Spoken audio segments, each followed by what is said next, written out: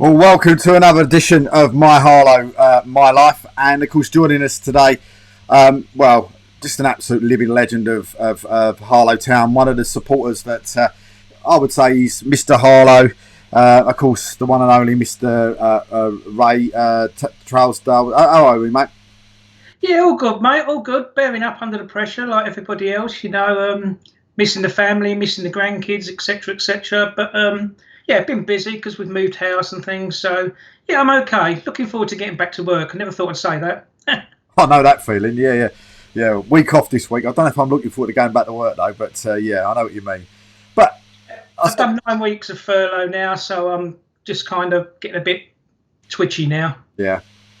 So Ray. So talk us through. So when did you? How did you start getting involved? And what was your first sort of game that you got involved with Harlow Town? I couldn't tell you exactly what the game was, but I know it was about 2008, 2007. Same scenarios pretty much Ian, because I worked with Ian and Ben. Ben had been begging me for weeks to come over and watch the Harlow, kept nagging me. I'd given up my Spurs season ticket, wasn't sure if non-league was for me. Gave in and not looked back since. Been doing it ever since. Love it. It's been about 12, 13 years. Not as long as some of the other people there. People like Phil Chewson and Scott, Eric, those sort of people. So what was the first game? Can you remember what the first game was you went to? No, I really couldn't tell you. Do you know what? I was more wrapped up with the atmosphere and the songs and the people that were on that terrace that day.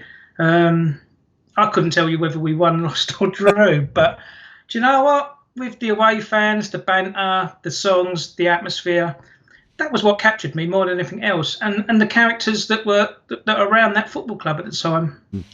Can you remember what the first game you went to then? Can you remember what, the one that you can remember? I know it was a home game. Like I say, I couldn't tell you what the score was or anything. But, it was just looking around on that terrace. That's what got me. The likes of Mickey Long and Ray Dyer. The laughter, the banter, the atmosphere was just that's what captured me more than anything else. The characters. You said I remember off air we was talking about it, and you said you went to the Wimbledon game. Yeah, I definitely went to Wimbledon away. That was my first away game. That was a cracking ground, cracking atmosphere, and then there was just us. So I couldn't even tell you how many people there, 30, 40 people. But to get the result that we needed that day, fantastic. So what do you remember your first season supporting Harlow? I mean, what was some of the highlights for you in that first sort of season? I remember thinking at the time that, because obviously when you go to Tottenham, big crowds, you have the banter, but I didn't think you would get it to the level that we did at that time. When the likes of Dover and Dartford were bringing people down and Wimbledon, with the flags and everything else. Yeah, I just remember having the banter with the away fans, and I thought, yeah, this is for me, definitely. Getting behind the teams. They've always said that the Harlow fans were the extra man. Well, that's definitely true. Definitely true. I mean, any games that you can, that sort of like pinpoint that for that first season that you can remember? No, if I'm honest, I really can't. I couldn't tell you. My memory's not what it was. I really couldn't. Tell you. What's the first sort of real sort of highlight season that you can remember? The first game, which was a few years after that's the one that really stood out for me, and that was the playoff semi-final against Wingate and Finchley, where we lost 4-2. Again, there, I had a picture sent to me by the Harlow Star of me standing on the wall, leaning up against the goal net. And I just remember looking around and seeing all the sparklers, and seeing everybody behind the goal. And the noise that we made, it was just, that was my first big highlight for me, Wingate away. Shame about the result, but, fan-wise, that was just amazing for me. Is it the fans? I mean, do you miss that now? Sort of like with the fans sort of drifting away a little bit now. Do you miss that sort of part of it? Definitely, yeah. I mean, we've lost quite a few good people and good characters. I'm hopeful that one day they'll come back, because they were good people. Do you know what I mean? They were what really made the terrace when we were all together. Yeah, people like Legsy, Scott. Yeah, they're fantastic guys to be around. What do you think it would take to get those guys back in?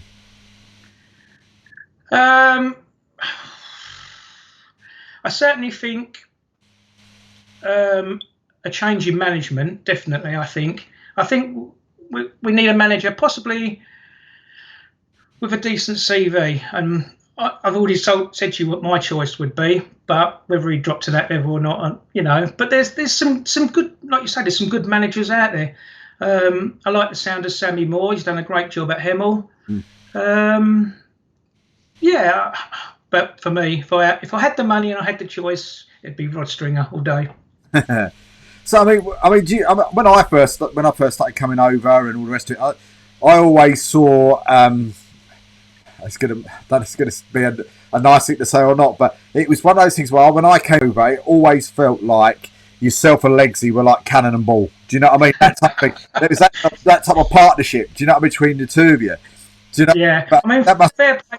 must Fair play to him, because I can be quite a passionate person, to say the least, and I do wear my heart on my sleeve. And he used to rein me in. He used to say, "Oi, put up," and behave and whatever else. So yeah, I mean, I didn't always see eye to eye with some of the officials, to say the least, and have been spotted chasing linesmen around. But yeah, a bit older now, a bit wiser, and I don't do that so much now. I don't do it at all now. We were talking as well about funny stuff that's happened, of course, and we'll just go back through it again. Really, what we were talking about off air was Alan the Hat and what he did and what happened. I mean, explain to people what that was all about.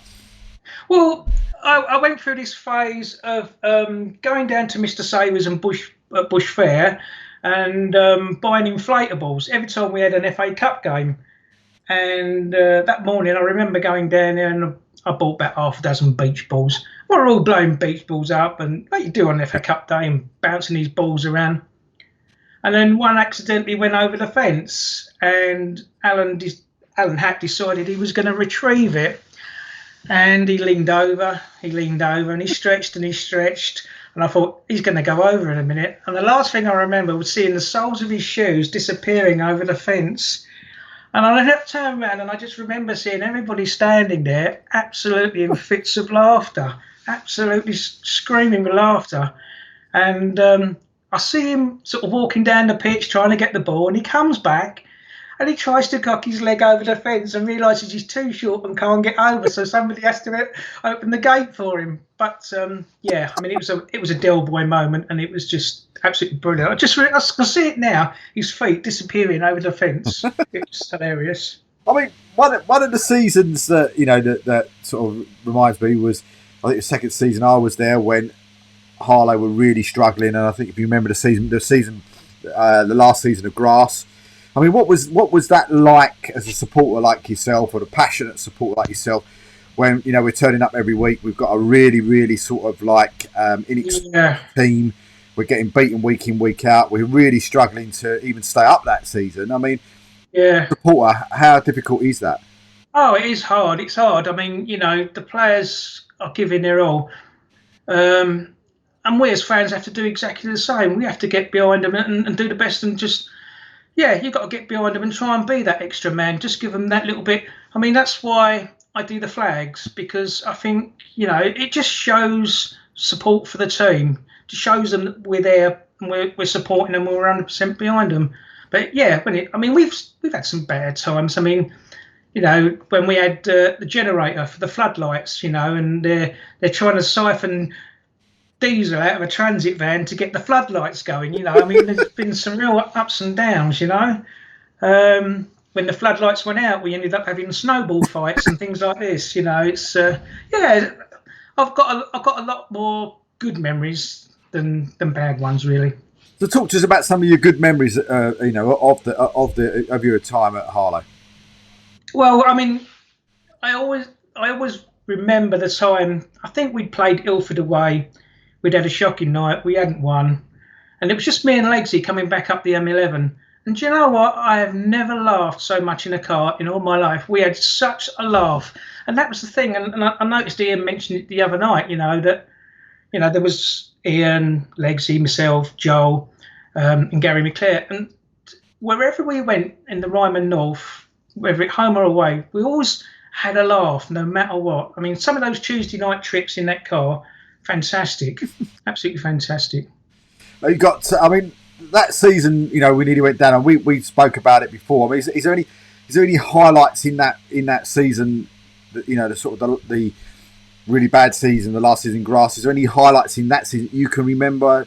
Of that were quite funny or for other reasons. I mean, I always remember the one going to Ware, and I know I've spoken about it on most of the show so far, with Danny Brown, scooting in and taking people out and stuff like this. But I mean, is there any? I was working that night, so unfortunately I missed that game. No, I just remember. All I remember is just trying to raise it for every game and trying to get behind the boys. I mean, in terms of games that stick out, Burgess Hill for me is I've always said it.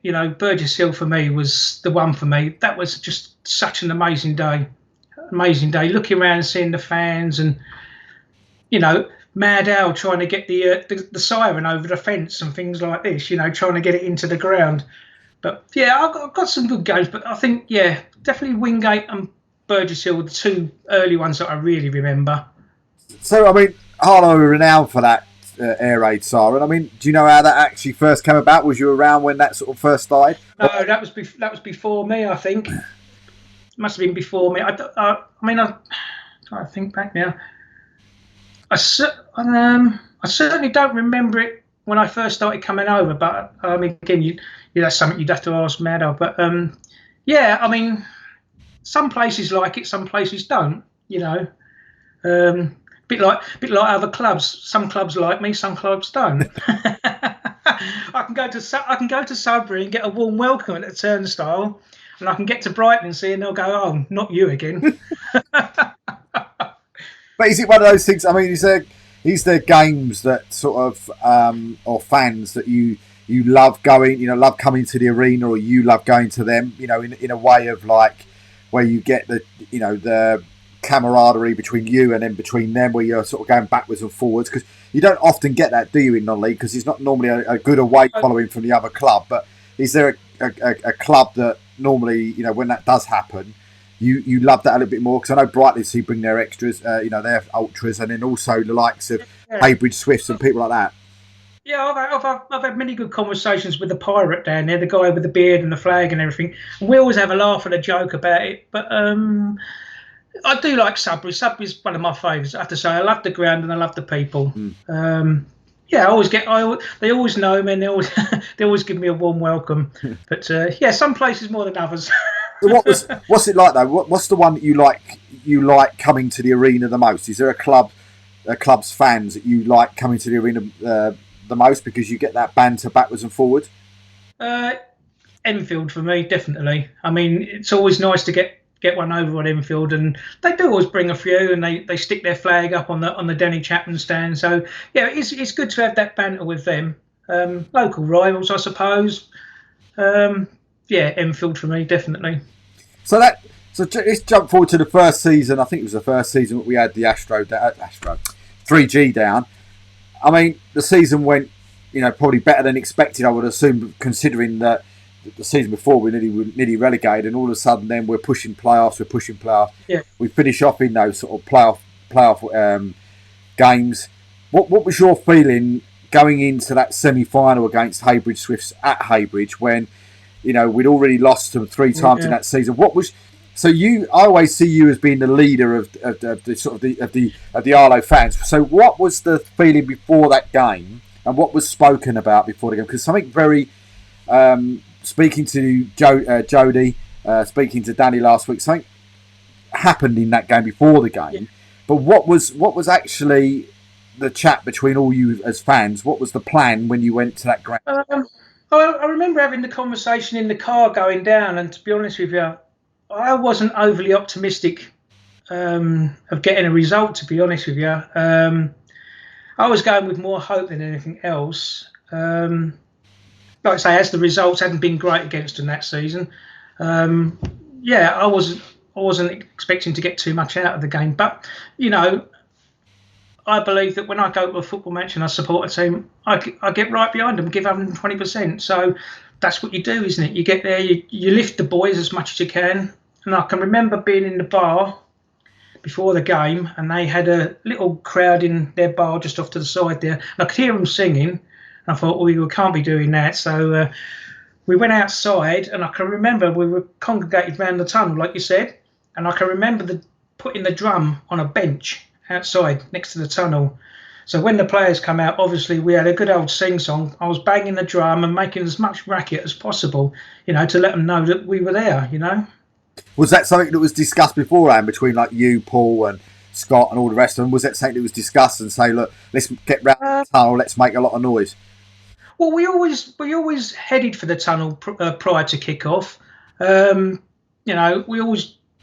something we've always did. We went to the tunnel, cheer the boys, let them know we're there. And then obviously once the referee decides which way we kick in, then we decided which way we were going to go. But yeah, we've always gone to the tunnel to let the boys know we're there. And I don't know if you heard what I said in one of the others. Jody Brown actually said to me that they felt, or he felt, that they'd lost the game the minute the players came out the tunnel, because they absolutely bottled it the minute they came out the ground, in the tunnel. But I mean, do you remember much of the game itself? I remember most of it. I mean, I thought we were absolutely superb on the night. I mean, I thought we were totally unplayable.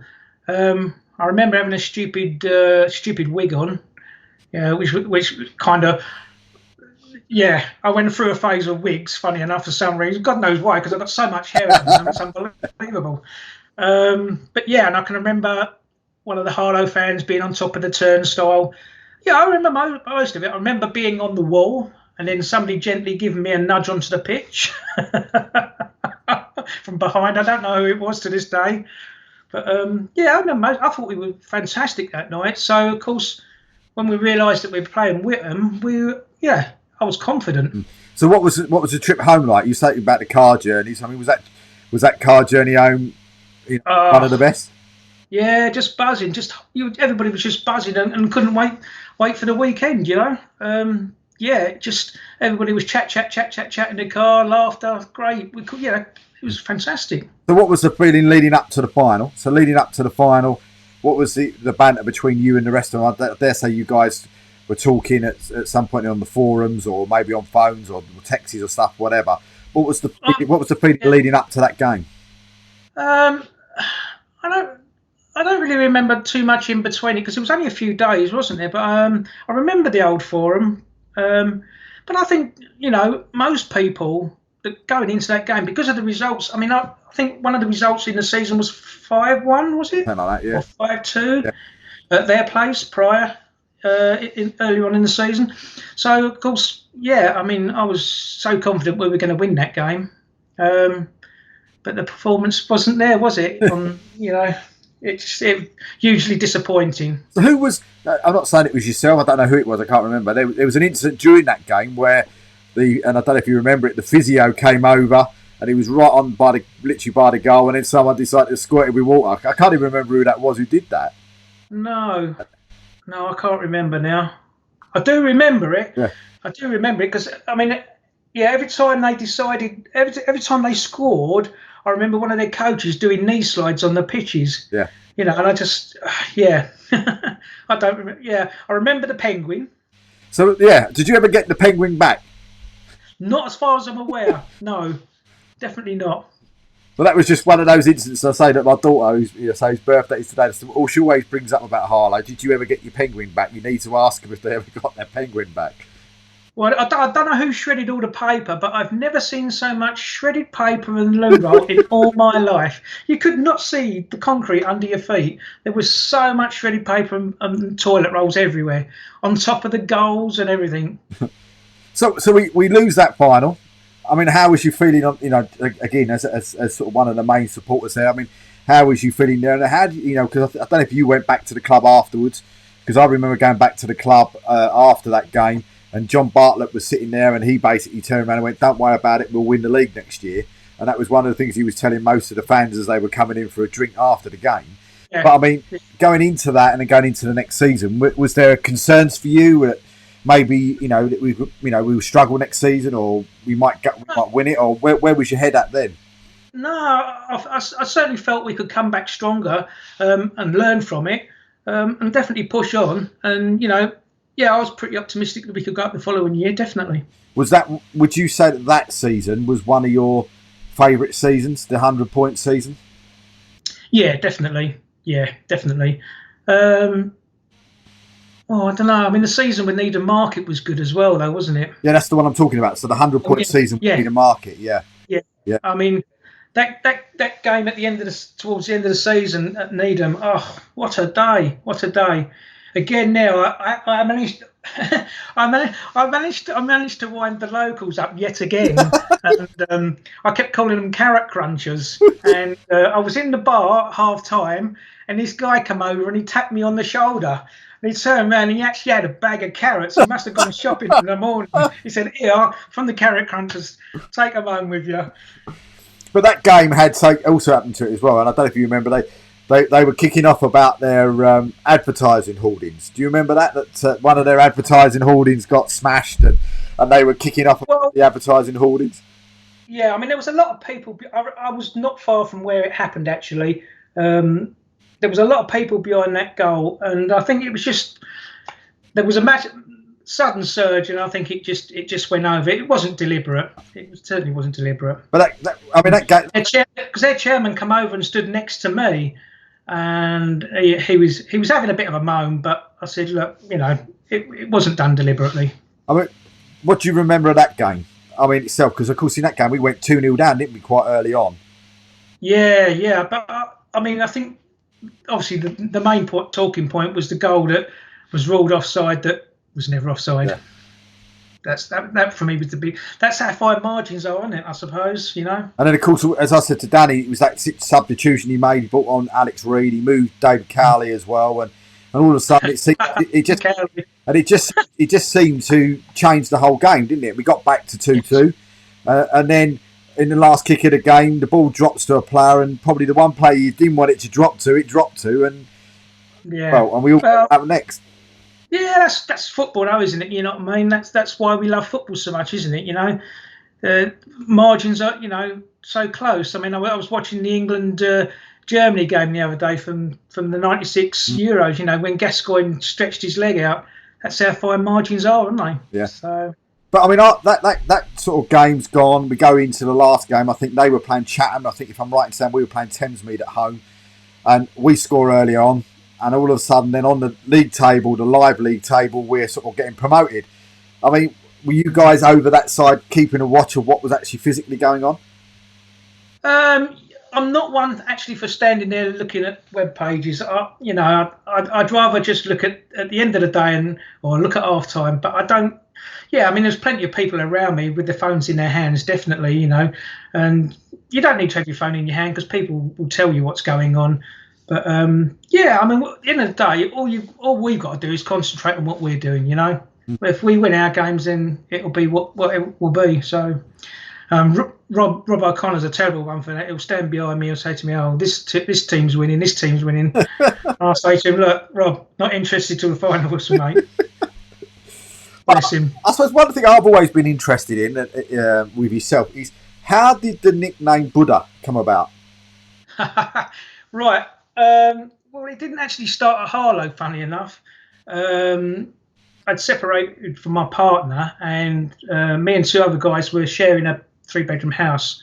And one Saturday morning, I'd got up, I'd had a shower, and I was just sitting on my bed in a pair of shorts, cross-legged. And my mate knocked on the door and walked in. He said, "Oh, look at you. You look like a little Buddha sat on the end of that bed." And because I had a bit of a belly then. And that's where it stemmed from. So every time me and him used to come over the aisle, he used to call me Buddha, and it just kind of just stuck, really. So it's due to my figure, not my words of wisdom. And am I right in saying that what I said earlier on as well is that whatever the away shirt is, Ray will buy, but he will not buy the red one. Yeah, sorry, I just can't do it. I don't possess anything red. There's nothing red in my house whatsoever. Yeah, I know I've been told off so many times for it because it's Harlow and whatever else, but yeah, I'm just too set in my ways. I can't do it.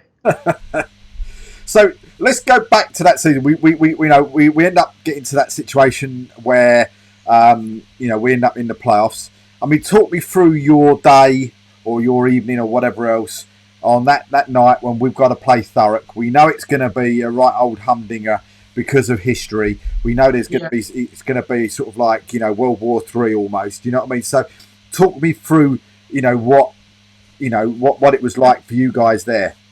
So that would have been a Tuesday evening, wouldn't it? Yeah. If I remember rightly. So it would have been a case of me finishing work, shower, change, blah blah blah, and then I always like to get to the ground early because I like to stick the flags up. So then that would have been my job. I would have gone over and put the flags and everything up, and then we kind of congregate in the bar, and then we like to get on the terrace early just to claim the spot, and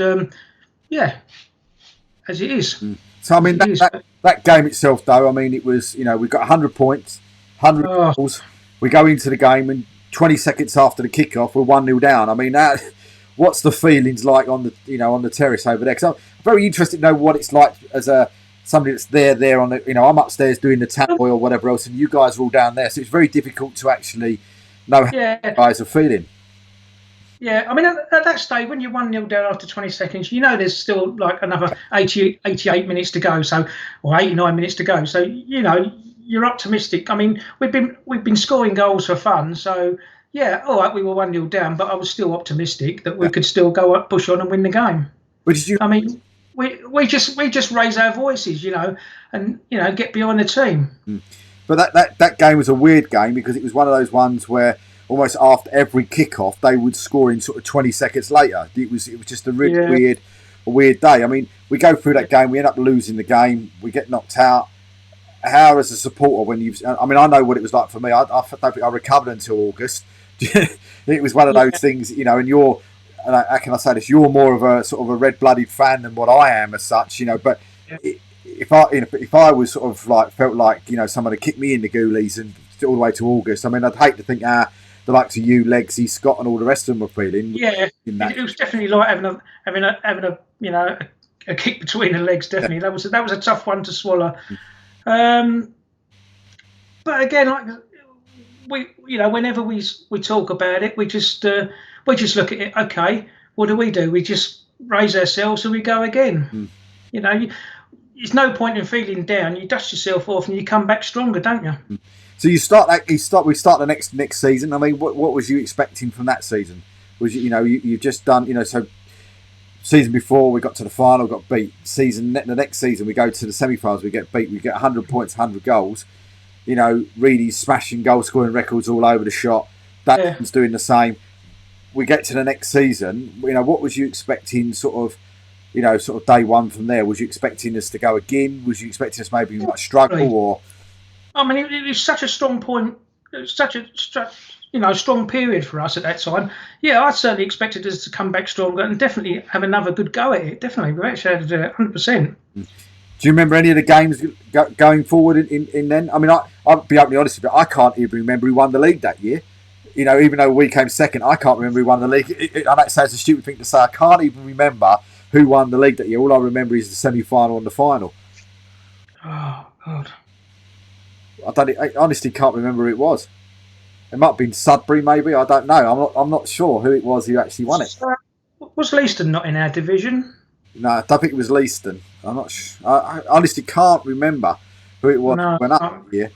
But I mean, that season, do you remember any? What was sort of highlights of that season? I mean, you've got Joe sort of. I mean, that's got to be a highlight, isn't it? With Joe. Joe. The winger was Joe, wasn't it? Big Joe. Oh, Benji, Joe Benjamin Tank. Yeah. Tank, yeah. Yes. Oh, yeah. What a character he was. What a character. Oh, fantastic. Yeah, but again, now, I mean, even that, what always positive with Harlow, especially when we're at home. I think we used to be always good at home. You know, always positive getting a result. But yeah, definitely thought we could go again. I mean, it's just we seem to struggle to get over the line, don't we? Or we have done. But yeah, no, positive as always. Definitely thought we could go again. But I asked this question to, I think, to Danny, to Ian. Which one of those seasons do you remember more fondly? Do you remember the promotion through the playoff final? Yeah. Or do you remember the one previous because of the 100 points, the 100 goals from that season and not getting up? Or do you see the one getting promoted? Is there one of the two of them that you think of more? Definitely the Hornchurch season for me was the one that will always stick in my memory, because I always remember Piers Wixon's dad, Mick. He said, "This is our year, this is our year." And I think because we'd had so many setbacks, he used to say it to me every game, home and away, "We're going up this year. Listen to me, we're going up." And I go, no, not this year, not this year, not this year. Because I was always positive. And I said, no, not this year, not this year, not this year. And it was so funny because after the Hornchurch game, I remember him coming up to you and saying to me, "Buddha, told you so." I'm just trying to ping up on my phone to see who that team was who got promoted. I'm just trying to bring up the Isthmian archives. I'll have a look at it in a minute. But that game, we're getting close again. We don't get up again, and then we go into the semi-finals against Cray Wanderers. But you always seem to be the man, and you've sort of said about it earlier on, the flag man. How did that come about, of you actually being the man with the flag or the flags? Well, we've always taken the flags, and when Legsy was around, it was always, whether it was home and away, me and Legsy would always put the flags up.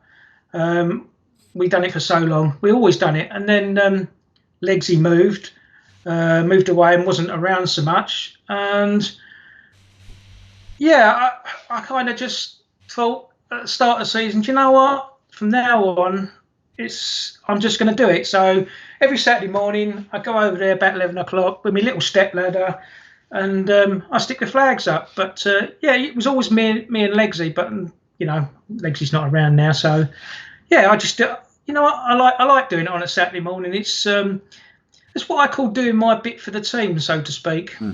It's great because I quite often got to manage to, coming down the corridor, I'd bump into Tim or Danny or Mark, and we'd always, sit there talking football and stuff and talk about players we did like, players we didn't like, his views on the game that day and his views going forward. So yeah, it's quite good because I had many conversations with Danny over players and whatever else. So you that day, what do you remember the Cray Wanderers semi-final? Do you remember anything about that day? I really remember it being a lovely summer evening. Yeah. I remember thinking this is going to be a tough nut to crack because they were such a good footballing side. I was thinking that if we can sort of contain them for a bit, maybe it'd be a sort of like a 2-1 or a 1-0. But I remember the crowd being quite bigger than normal, and it being a beautiful summer evening. And of course, we get through that game, going on to the Hornchurch game. And is your memory of the Hornchurch game the same as everybody else's? Your favourite memory of it? I remember being a bit stupid, and I remember having one of the big flags, and I was running up and down with one of the big flags, and I can remember when the guys were getting the chants going, and I'm walking up and down the terrace and I'm trying to get everybody to sort of join into the songs. But yeah, I remember the drum, and I can remember being at the front after the final whistle. I can remember Lane Eady dragging me over the fence. And when they was all jumping up and down on the pitch, Lane Eady dragged me over. I can remember Joel trying to drag me away. But I remember most things. Leon Antoine and Tank tipping beer all over my head on the pitch. Taking the drum in the dressing room and getting the boys singing in the dressing room. Yeah, I remember most of it. Great day. And the Lane Eady goal? Oh, well, yeah, that was good. I mean, but the one that will always stick out with me is the one at Bury away. I think it was about 2 minutes into the game, and I was still putting the flags up. I remember looking over my left shoulder and Laney banging one from about 35 yards out, which just flew straight in the top corner. But yeah, good day all round. I mean, I've done cup finals with Tottenham, and the UEFA Cup final when we won on penalties. That was a great night. But for me, Hornchurch, definitely number one spot for me. Great day all round. I think it's because you've got that connection, haven't you? Yeah. You've got that connection with the players. I always say when you walk through that turnstile, it's the Harlow family because, everybody's just fantastic. It's just everybody week in, week out, and yeah. It was just one of those amazing days, and I was up doing commentary with Keith McMahon up on the gantry, and it was just getting a chat with Danny beforehand and the Hornchurch manager beforehand as well. It was one of those days that was I don't know, it just went in a blur. I don't know about yourself, and then afterwards seeing everybody celebrating on the pitch and all the rest of it, it just was, as you just said, Arsenal could have won the European Cup that day. Do you know what I mean? But it wouldn't have bothered me. It wouldn't have mattered a single bit. And I think I can remember one day, and I think we were going. It was one of those championship runs that we were on, one of those 3 years, and I was at work, and I remember Arsenal beating Everton to get into the semi-final of the FA Cup or final, whatever it was in them days, and then Harlow were chasing the league, and we'd gone to Waltham Forest, and we'd got beaten 1-0 by Waltham Forest. And someone said to me, "Why are you so devastated? Why you look like you've just someone's just died?" Yeah, I said, "But I'm not worried about what happened there." I said, "We've just maybe lost a chance of winning the league. Like, do you know what I mean? I just want to jump off the mezzanine floor." I said, sometimes when I'm standing over there and people say, "Oh, Arsenal have scored and Tottenham have scored and whoever's scored," I'm really not that interested for 90 minutes, to be honest with you. The only thing I'm interested in is Harlow getting a result. But see somebody as passionate as you, Legsy, and all the other guys that are there and the rest of it.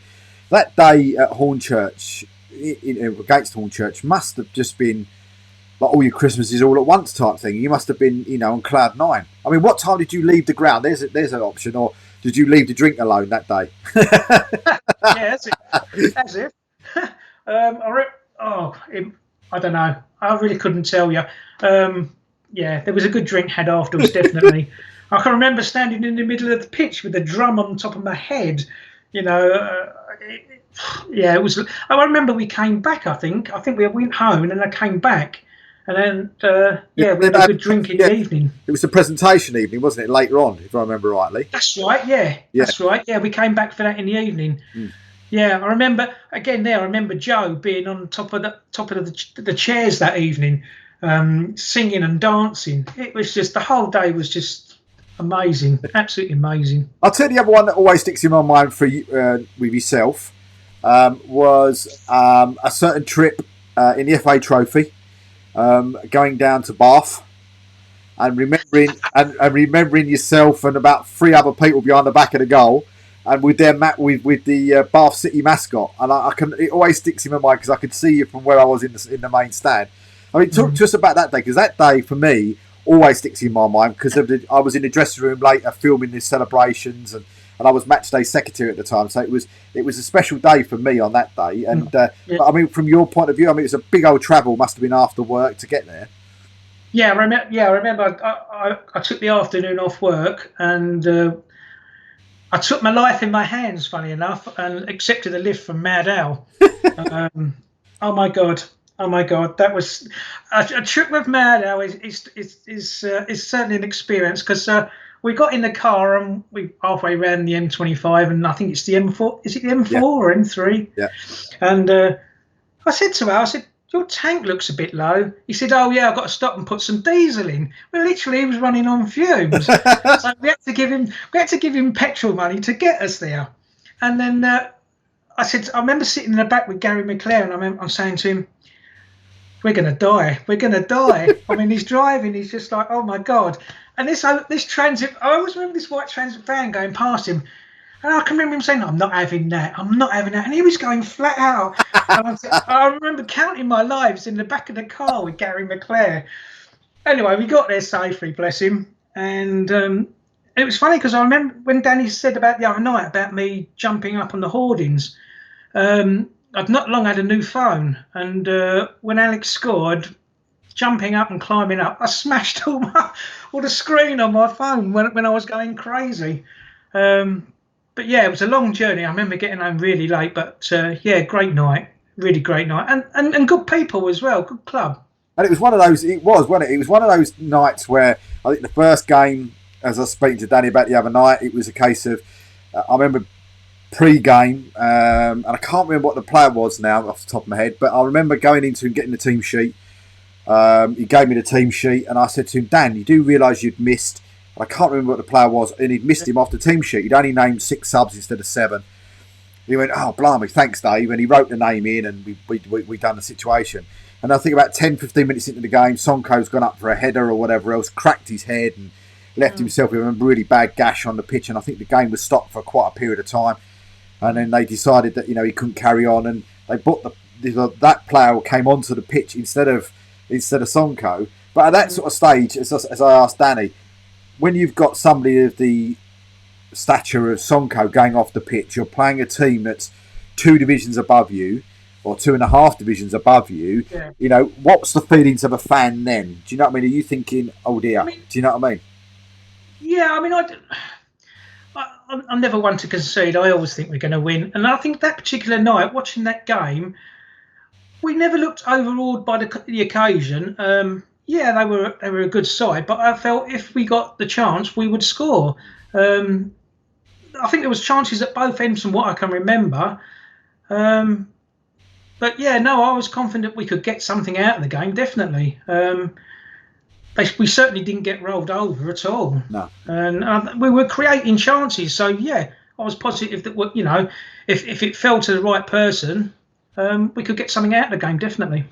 So I asked Danny this question because it's always one thing that really bugs me about non-league football as such, and supporting Harlow or supporting whatever team you're doing and seeing it is, as a fan, are you frustrated to see the club, whoever the manager may be, if we've got the Essex Cup or we've got, like, say, the League Cup, and maybe 2 cups that we could win rather than the FA Cup and the trophy, and I know there's more money involved in them, but just to win something or win a trophy, do you get disappointed as a fan sometimes when you look at the team sheet and go, why have we not put this one out, that one out, that one out? Or do you understand where the club's going with it and the manager's going with it? Yeah, I mean, I think certainly, like Danny said, with the trophy and the FA Cup, there's a lot of money involved in those. If you can get through a few rounds of those, that money can be a lifeline to some clubs. So I can certainly see the value in the FA Cup and the trophy. I've never been a fan of the Essex Cup, to be honest with you. I think it's a bit of it's a nothing cup, isn't it, really? I mean, I know it's nice to win something, but I just think, a big draw away in the trophy or a big draw away in the FA Cup, and that money, could keep us going for a little, it might even bring in extra players, a little bit extra player, extra quality, So the extra money is handy. So I can see where Dan's going with that one. So you as a fan then, you don't mind the fact that, if you're paying your money for an Essex Cup game, you come in and you look at the team sheet and go, oh, right, okay, fair enough. That's okay. Yeah. I mean, circumstances have changed for me a little bit now because my hours have changed. So with me having to be up so early, the midweekers are tough for me. Getting up at sort of 4 or 5 o'clock in the morning, midweek games are a bit of a tough one for me. So I don't do the midweek so much as I used to. But yeah, I think if I was a fan, then maybe. But then I suppose you kind of know what's going to happen. I think really, those fringe players, like Dan said, those fringe players that are not getting a game, it's a good opportunity to put themselves in the shop window, so to speak, for the first team on next game. So I mean, literally, one of those sort of Essex Cup games I remember is the one when we went to Southend. We actually went to the Southend ground and we turned them over there. And I remember walking in and I'd got. You'd be pleased to know this. I was wearing my yellow shirt with the Machine 52 on the back, and I walked in and I remember one of the fans going, "Who's Alex Reid?" You know, we Alex Reid. Yeah. Which one's Alex Reid? Which one's Alex Reid? We need a striker like Alex, as we got no striker, etc., etc. Yeah. And they sat right behind us in the stand. Yeah. When Alex scored the first goal, I just remember turning around and saying, "That's Alex Reid, by the way." Do you know? What I mean? You know? I remember the wooden floorboards. Yeah. It was a wooden stand, and I remember Mad Al having the siren in there, and they were just to our right, the fans, and I can remember them giving us a bit of banter, and then once we cranked the siren up, we soon drowned them out. But I mean, with that, have you got a favourite memory? Of being a supporter at Harlow. Is this something that that sort of really sticks in your mind as being a sort of a Harlow fan? Is there something that, a funny incident or a sad incident or whatever? I mean, for instance, talk us, before you answer that, something that an interview you've not seen yet, but you will get to see it in the next couple of days. I spoke to Michael Long. Talk us through what sounded like an amazing weekend when you went down to his his pub for your stag do. Yeah, that was what a weekend that was. That was just superb. Obviously it was my stag weekend, and we'd met at the football club before being picked up by the coach, and Legsy had done an amazing job trying to organise it all. He was non-stop making sure everything was going to go to plan. Brilliant best man. And I can remember us having a few drinks in the bar before we got picked up, and then they decided to dress me up as a woman, like the old cheerleader. And they they tie wrapped some pom poms to my hands, so I literally had no hands. And they got this woman to come in and put makeup and everything on me, and I remember having a kick about on the pitch before. And Ray mentioned his ring. That's right, yeah. His ring, and he had to have broke his finger, and he had to have his ring cut off. But we took the drive down to Mickey's pub. We all stayed in and around the pub. We went go-karting, and the Friday evening should have been just a few quiet drinks, but unfortunately it did kind of get a bit out of hand, unfortunately. And Mickey had this toffee apple cider. Well, everybody was just giving it an absolute tonking. We went go-karting in the morning, and Macca looked so unwell. It was not, but he couldn't even get in the go-kart. He was so unwell, bless him. We came back in the evening. We had some food. I think it was was it the World Cup was on? Was it the World Cup in?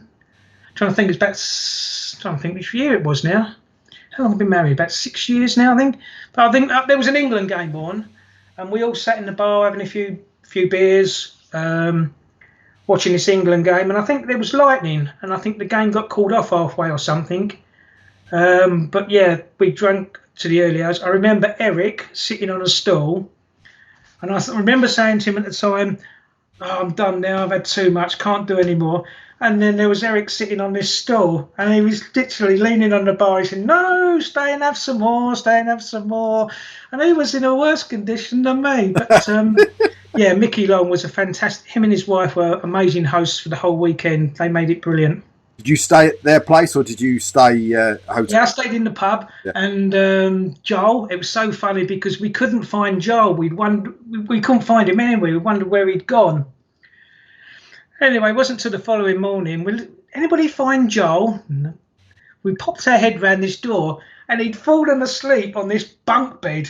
Now, there was no mattress on this bunk bed, so he literally slept on the wooden slats all night. But brilliant weekend.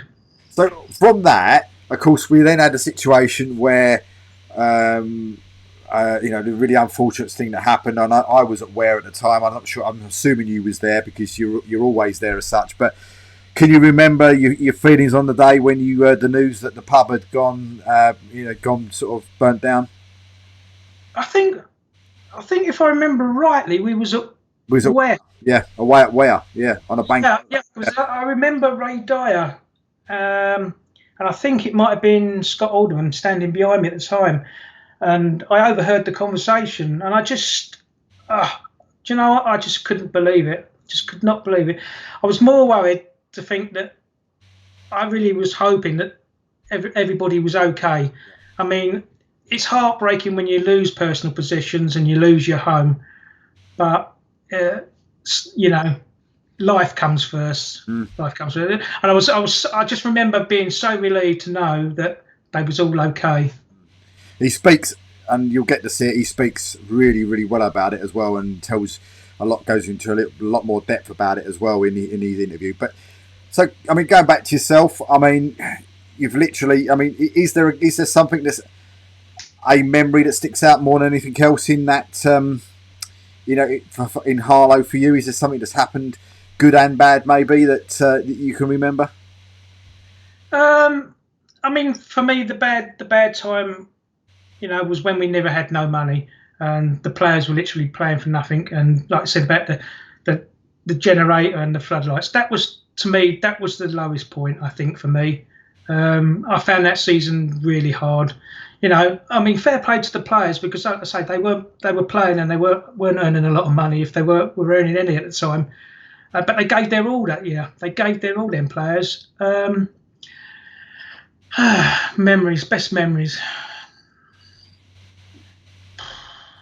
There's been some good ones, you know, on and off the pitch. You know, Burgess Hill was always Burgess will always be there for me. I think that was just such an amazing day, and yeah, I think Burgess and Hornchurch are the two best days for me, definitely.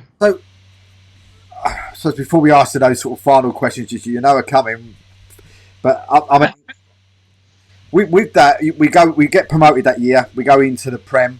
We start off like a house on fire. I mean, was you as a fan thinking, "Struth, we could get double promotion here"? No, I was actually more thinking,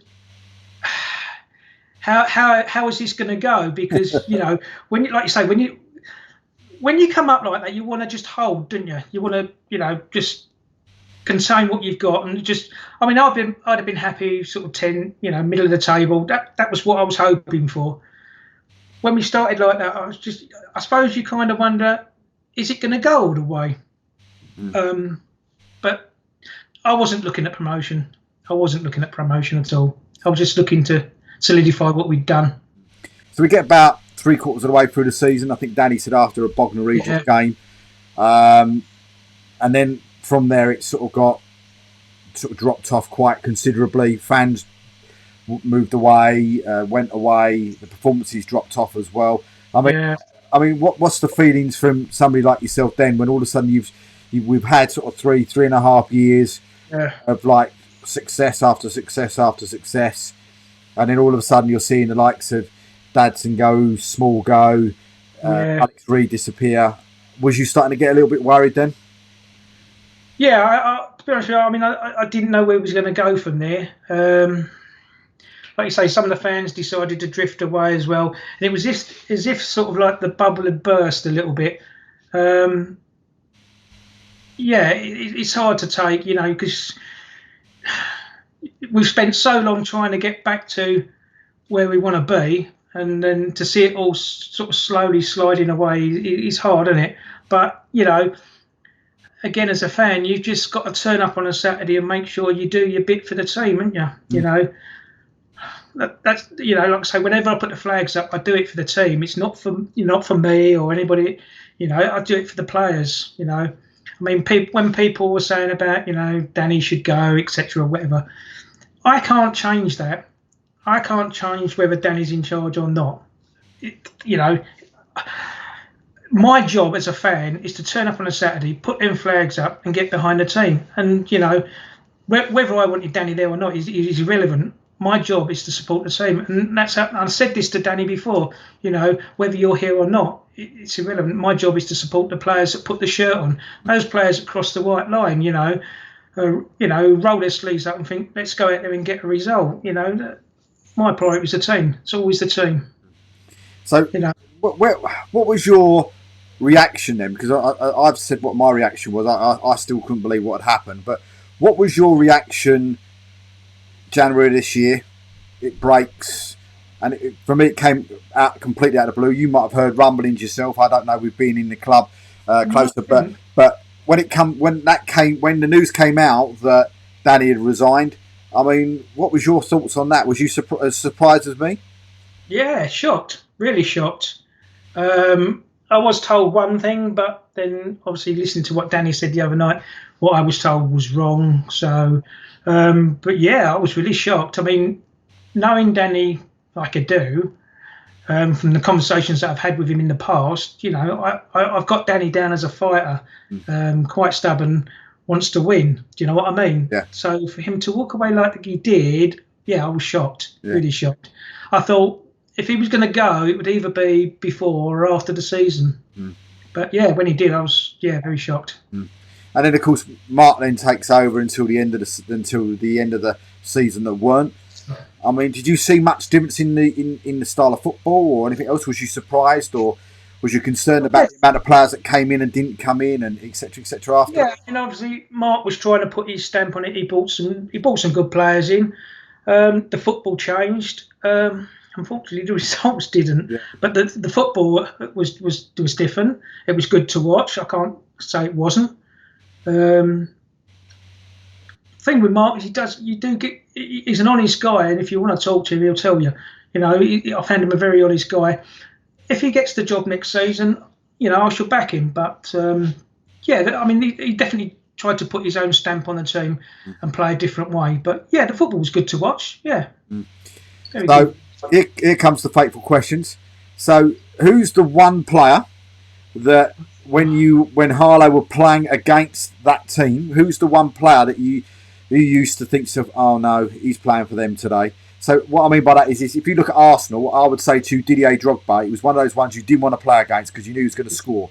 Is there a player that you looked at and thought, oh, Struve, he's playing for them today? Yeah. Well, there's probably two. George Purcell and Luke Callender. Two excellent strikers. You know, if they were playing, you were in for a game. So, a team you used to hate playing against, or you know, watching Harlow play. That's not a difficult one. Tilbury. Yeah. All day long. So, would that be? They didn't like me because I managed to upset one of the players. I don't know if you ever heard the story. No, go on. Well, we were playing Tilbury at home one day, and Harry Cook used to play for them. I don't know if you know Harry Cook. Yeah. And he went down just by the away dugout, just in front of us, and he made a bit of a meal of it. And I can remember saying to him, "Come on, fella, get up, otherwise you're going to have to swap that shirt for a blouse." With that, I've never seen a player get up so quick in all my life. He jumped over the barrier, pulled his shirt off, and then he was ranting and raving at us. So yeah, I don't have a very good relationship with Tilbury.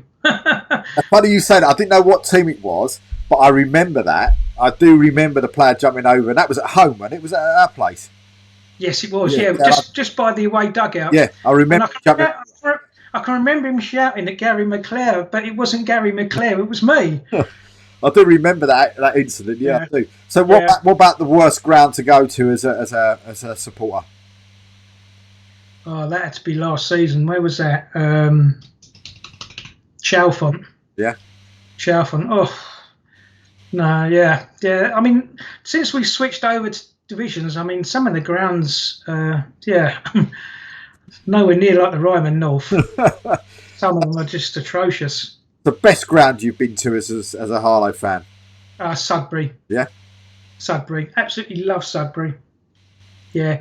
With the roof all the way round, if you get a good crowd, you can make a bit of a racket. Yeah, absolutely. What about favourite player that that you've Harlow played against? Favourite player played against? No,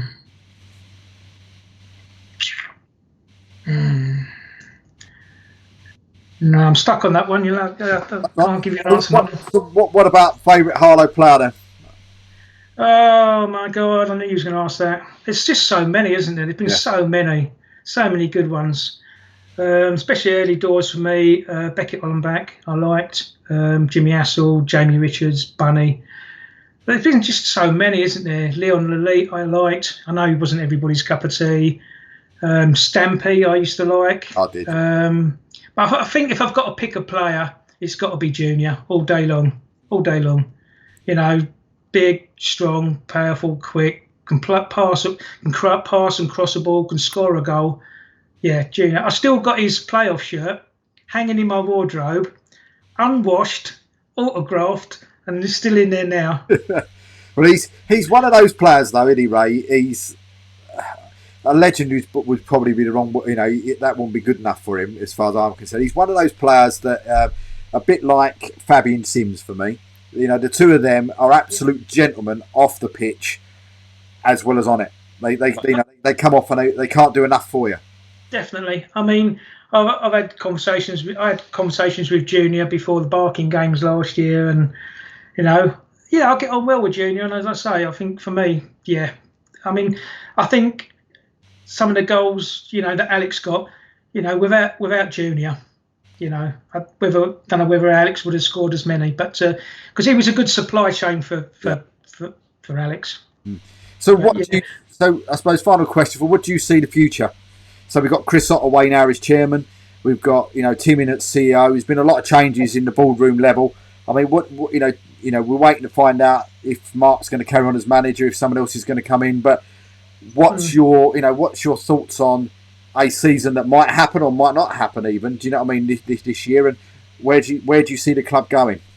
I mean, if Chris is going to be the man that's going to be running the club. I mean, I know Tommy obviously still owns the club, but if Chris is going to be running the club, I mean, he's already. I've had conversations with him in a couple of games before the shutdown. He wants to get the fans back on side, and he wants to get the fans back in through the turnstiles, which is, and he wants to have that connection with the fans. So that's always a positive step going forward. In terms of manager, if Mark doesn't get the job, then I'd like to think that we get somebody in, somebody just change things a little bit. I mean, I'm actually quite positive with Chris. I think he'll do a good job. Hopefully, if he can bring in a manager that's going to get people back through the turnstiles. I'm really positive. Really positive. Yeah. I like Chris a lot. He's a good guy. And we've got two great guys that are going to be at the club 24/7. In Tim and in Chris, two real good footballing guys, two real sort of business brain type people as well that Tom's used and sort of like said, right, you guys run my club for me. Do you know? Yeah. You've got two people in there that are very much, 100%. Harlow born and really want Harlow to do well and got a real good business brain on them as well. I've seen what Tim does, and he works really hard for the club. He put his heart and soul is definitely in it. With them two, I mean, but let's not forget Jill as well. Because Jill brings in a lot of events. And without those events, and the money, the club would struggle. So people forget about what Jill does. With I know people say, oh, weddings and funerals and parties and whatever else. But if we don't have those things, we haven't got the money coming in. Absolutely. We need those things to survive. No, unfortunately. Yeah, 100%. But yeah, I mean, the people we got running it, I'm really positive. I can't wait to get going again now. And you just hope they don't have a red home shirt and a red and white striped away shirt, yeah? If it's white with little bits of red, then I'll go with it. No, I'm really positive. I'm really positive. I'm really surprised that that clubs are actually signing players and managers at the moment, because obviously football clubs at the moment surely don't know what's around the corner. No, it's and the transfer market. How is the transfer market going to play out? Players, to a certain degree, will go with the money, but is the money going to be there now? It's just it's all a bit up in the air, isn't it? Well, we said, I think Keith said on my sort of non-league program, he turned around and said, if we don't start till January, then that's half a season you're going to be playing. So if you've got a budget of, say, I don't know, and that's going to be a lot more than this, but say it was £10,000 for the whole season for players' wages, all of a sudden then you've got £10,000 for half a season's wages, which is then going to possibly level that playing field off a lot more. And then going forward, it's going to be a season where everybody's going to be able to spend a bit more money rather than where everybody's looking at it in a minute and saying they're not going to. Yeah, I never thought about it that way, really. But it's certainly going to be interesting. I'm really positive, especially with Chris. I think he wants to do well. He wants to do his thing. It'd be nice when we can all get to see Chris and have a conversation. I know he wants to do it. Yeah. I'm working on it with him. I'm pressuring him all the time to get it done. So we'll get that done as soon as we possibly can. But listen, Ray, I hope it wasn't as painful as you thought it was going to be. But no, I just hope people enjoy it. I mean, I haven't been with the club that long. There's a lot. There's people there that have been following the club a lot longer than me, and I've always said that with Harlow Town, 50% of it is the team and the players. The other 50% is the people that I spend my Saturday afternoons with. Good people. Listen, mate, you're an absolute legend, and from me to you, I hope to, when the season starts, to get to know you a lot more than I do already, because I think you're an absolute top guy. So, you're a fantastic guy, and I think, when most people talk about Harlow fans, the one person they see is you. So, whether that be a good thing or a bad thing, I don't know. But I'm not as young as I used to be anymore. So, I'm calming. I'm calmed down a lot now. So, I try and dissect the game now rather than just run around going crazy. But listen, mate, thanks for joining me today. I've really, really enjoyed it. And so going forward, I've got in a couple of days' time, got an interview with Mr. Danny Brown. We've also got Junior Dadson coming up. We've got Fabian Sims coming up and others as well. We're trying to get as many fans in, and hopefully Ray can sort of tell them how easy it was. It wasn't that hard, and we can get a lot more of you fans on board as well. Because that's what we want to do. We want to get your stories. It doesn't make a difference if you've been at the club 2 years or you've been at the club 50 years. We want to get your story from why you joined Harlow and why you enjoy it so much. So until next time, a massive thank you to Ray. But until next time, thank you very much for watching. No problem. Pleasure.